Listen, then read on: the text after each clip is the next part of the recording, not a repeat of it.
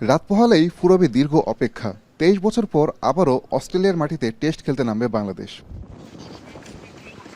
বাংলাদেশকে আমন্ত্রণ না জানানোর পেছনে নানা সময় নানা কারণ দেখিয়েছে ক্রিকেট অস্ট্রেলিয়া। ২ দশকের বিরতিতে টাইগাররা কতটা উন্নতি করেছে এবার সেটাই দেখানোর সেরা সুযোগ বলে মনে করেন আকরাম খান। এখন টিভিকে দেওয়া সাক্ষাৎকারে জাতীয় দলের সাবেক এই অধিনায়ক জানিয়েছেন, এই সিরিজে ভালো করলে বিশ্ব ক্রিকেটেও নিজেদের ভাবমূর্তি আরও উজ্জ্বল হবে।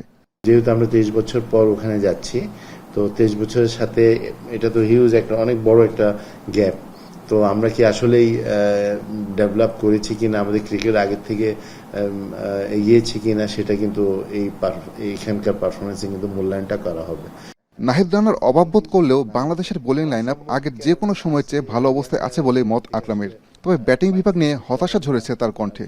ভালো ফলাফলের জন্য ব্যাটারদের দায়িত্ব নিয়ে খেলার পরামর্শ তার, তবে কাজটা যে সহজ হবে না সেটাও মনে করে দিয়েছেন তিনি। ফাস্ট বোলিং আগের চেয়ে ভালো হয়েছে, কিছু বলার আছে, ওদের কোয়ালিটি অনেক ভালো। আপনার আগে যেভাবে আমরা স্পিনের উপর নির্ভরশীল ছিলাম সেটা নেই, তো এটা ভালো দিক দিয়ে আমাদের। ব্যাটিং নিয়ে আমি খুবই হতাশ, কারণ আমাদের কনসিস্টেন্সি ইজ ভেরি পুয়ার। আপনার ধারাবাহিকতায় যদি ব্যাটসম্যানরা ধরে রাখতে না পারে তাহলে কিন্তু আপনার পারফর্ম করা ডিফিকাল্ট হয়ে যায় বলার আর ফিল্ডারদের।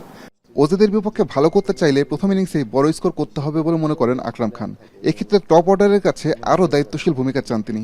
স্কোয়াডে তারুণ্য আর অভিজ্ঞতার মিশেল থাকায় দলীয় প্রচেষ্টায় ভালো কিছু সম্ভব বলেও মনে করেন সাবেক অধিনায়ক। ফার্স্ট ইনিংসটা কিন্তু খুবই ইম্পর্টেন্ট। যদি ফার্স্ট ইনিংস আমরা লম্বা ইনিংস খেলতে পারি তাহলে আমরা ভালো করবো, এবং মেক শিওর যে প্রথম যে 5টা ব্যাটসম্যান আছে ওখান থেকে 2টা ব্যাটসম্যান মিনিমাম লম্বাই স্কোর করতে হবে। বাংলাদেশকে আতিথ্য দিলেও গুরুত্বপূর্ণ কোনো ভেন্যুতে ম্যাচ আয়োজন করছে না অস্ট্রেলিয়া।